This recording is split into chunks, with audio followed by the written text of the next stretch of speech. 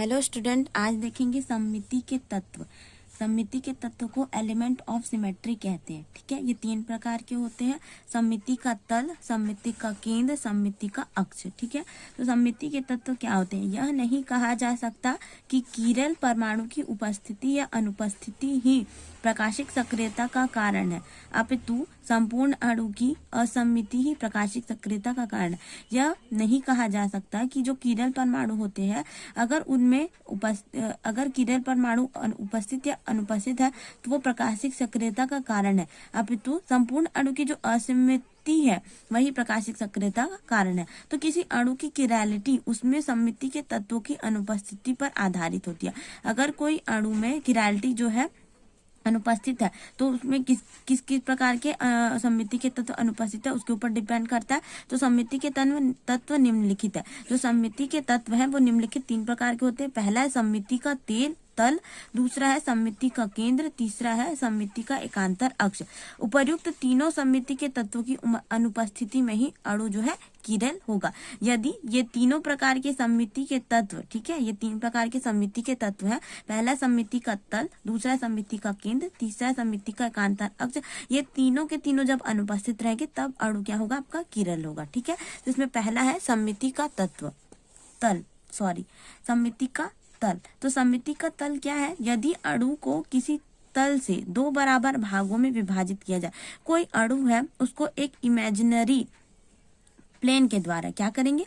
2 बराबर भागों में क्या करेंगे? विभाजित करेंगे और प्राप्त दोनों अर्ध भागों को आपस में क्या करेंगे? एक दूसरे के प्रतिबिंब रूप हो तो अणु में सममिति का तल उपस्थित है।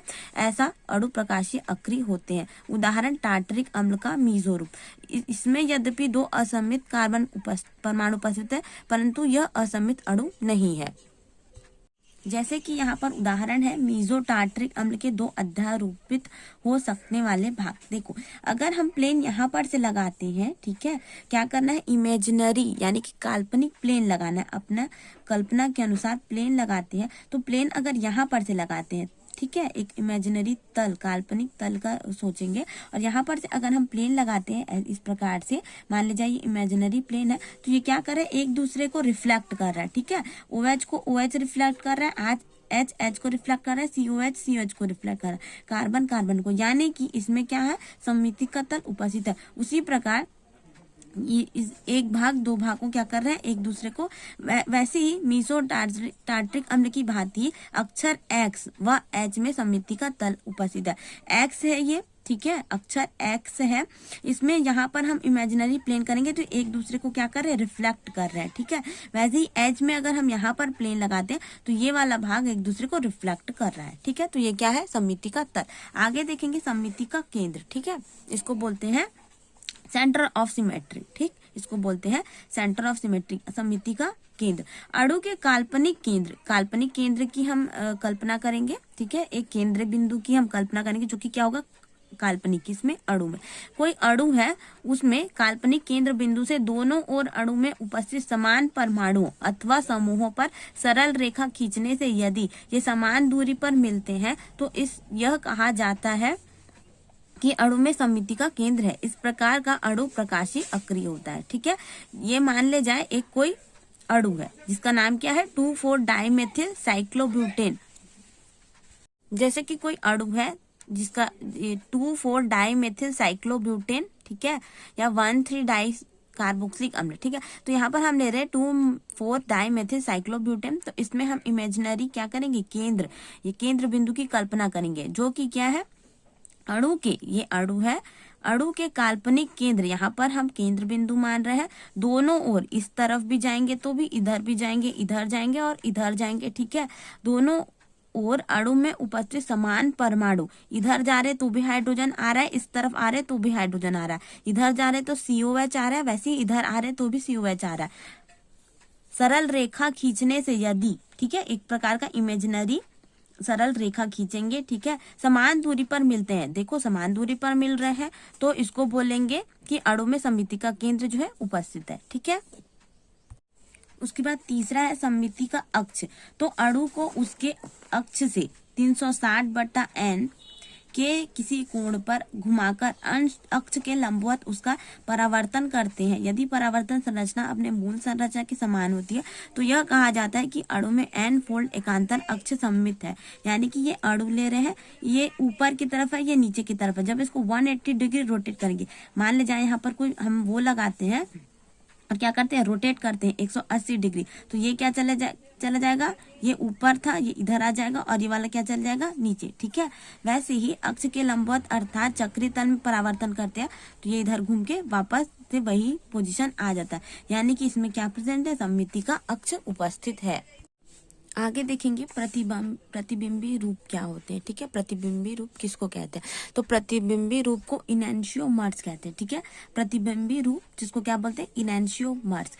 ऐसे यौगिक के जोड़े या जो एक दूसरे के दर्पण प्रतिबिंब होते हैं एवं एक दूसरे पर अध्यारोपित नहीं होते प्रतिबिंबी रूप कहलाते हैं। यानी कि कोई ऐसा अणु या ऐसा यौगिक का जोड़ा जो एक दूसरे के क्या होगा, मिरर इमेज तो होगा, लेकिन क्या होगा, अध्यारोपित नहीं होगा, इम्पोज नहीं किया जा सकता। क्या कराएंगे, इनैंशियोमर। जैसे कि यहाँ पर L- लैक्टिक अम्ल है, जब इसको दर्पण के सामने मतलब दर्पण रखते हैं इनके बीच में, तो इसका क्या करेंगे, ये एक दूसरे के क्या है, दर्पण प्रतिबिंब है।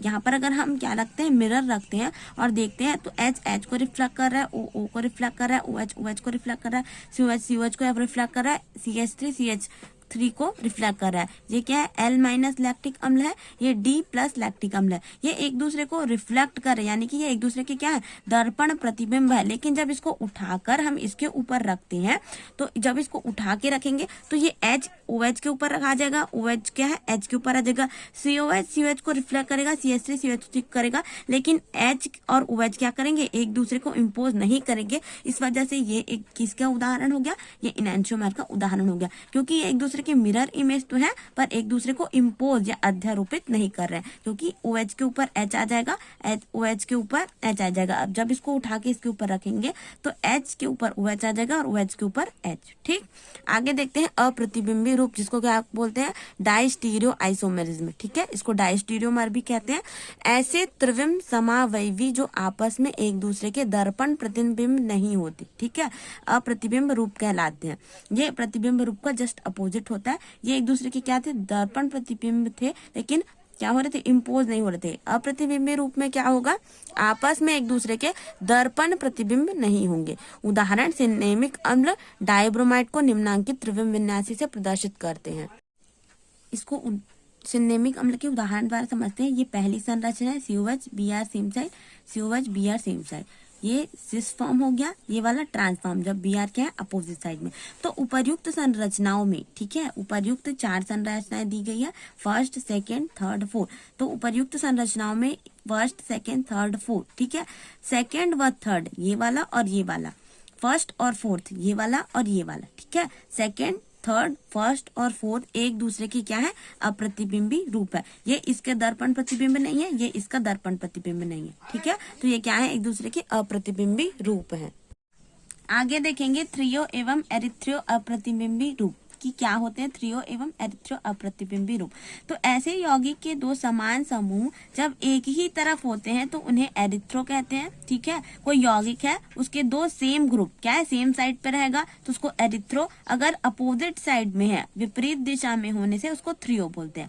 यदि कोई यौगिक के दो समान समूह, ठीक है, अगर सेम साइड पे है तो एरिथ्रो और अगर अपोजिट साइड में है तो थ्रियो कहते हैं। ठीक है, आगे देखेंगे मीजो यौगिक कि मीजो यौगिक क्या होते हैं। तो मीजो यौगिक ध्रुवण अर्धघूर्णक होते हैं।